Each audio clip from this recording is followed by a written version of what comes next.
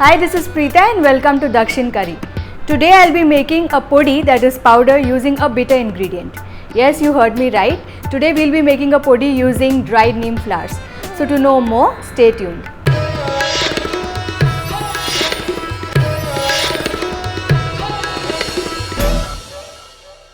Like I told you, we'll be making a powder using dried neem flowers. So to know how to make this recipe, let's have a look at the ingredients. I'll be using a dash of oil, very little, around 1/4 teaspoon of cooking oil, a small piece of hing, 1 dried red chili, half a teaspoon of dhania, half a teaspoon of jeera, that's cumin seeds, 1 teaspoon of sesame seeds. I'm using black sesame seeds. If you want, you can use white, but I feel that black gives a more intense flavor. I'll be using 1 teaspoon of black pepper, 1 tablespoon of urad dal, 1 tablespoon of chana dal, 2 tablespoons of dried neem flowers. Now this is how it looks like, dried, and salt to taste. So let's see how to make this. Firstly, what I'll be doing is I'll be taking very little oil. Now this oil that I'm using is obviously just to cook the hing. Usually there are people who would like to use hing powder also, but I prefer using whole hing. So what we need to do is just allow this to cook, and once this starts to fry a little, we'll be adding the rest of the ingredients. It's a really easy recipe. You can make this and store it in an airtight container, and whenever you feel like having it, all you need to do is mix it with a little bit of ghee and rice and have it, and you can have it with an accompaniment like curd. We use neem in recipes during our new year, when we make a very authentic pachdi, but that does not mean that you cannot use dried neem flowers in any other recipe. It is very healthy, as we all know that it's antifungal. There are a lot of antibacterial properties to it. It detoxifies you, so I don't see any reason why we should not use these ingredients. As you can see that our hing is roasted. It's a very nice aroma to it. I'm just going to add the chili. Now the idea is to just cook it a little, not to heat it up a lot. So then I'll add the jeera, a little bit of dhania, and at this time we need to reduce the flame.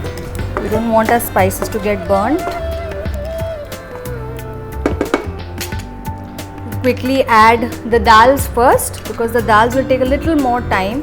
I told you 1 tablespoon of urad dal, around tablespoon of chana dal. Now you don't need to cook each and every dal separately. You can just cook it together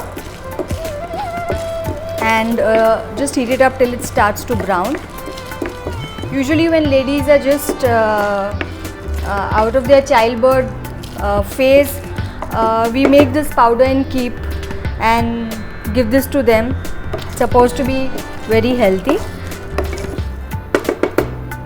What we'll do is we'll add the sesame seeds. Now I made this recipe once before and I added more of sesame seeds, and I realized that it had an overpowering flavor which I did not want. So what I did was I decided to reduce the sesame seeds, so just around half teaspoon or so.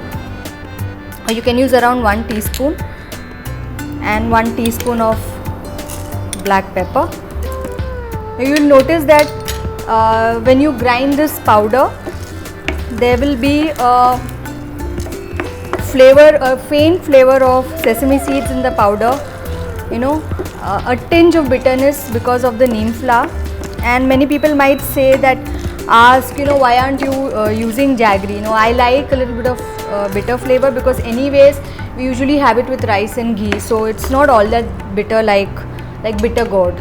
So you don't necessarily need to add jaggery or any kind of sweetening. And now in goes the neem.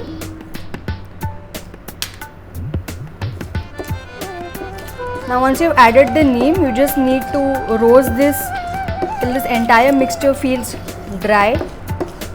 Usually people use fresh neem flowers also in their recipes, but when you cannot find that, you can use the packaged dried ones. You will find them in stores which usually keep all these specific authentic South Indian ingredients. It's not very difficult to find. Now I can get a faint smell of neem, and at this point of time what I'm going to do is I'm going to switch off the flame and allow this to roast in the heat which is already there. And what we'll do is we'll add a dash of salt to this. Now all I need to do is allow this to cool completely, and once it's cooled down, what we are going to do is we are going to grind it into a powder. Now our mixture has cooled down and I have ground it into a powder, and this is how it looks. So as you can see, our Vepambu Podi is ready. Now all I need to do is add with little bit of steamed rice and a dollop of ghee, and my one meal dish is ready. So do not forget to make this recipe. Do not forget to hit the subscribe button on India Food Network, and until next time, it's Preetha signing off. Bye.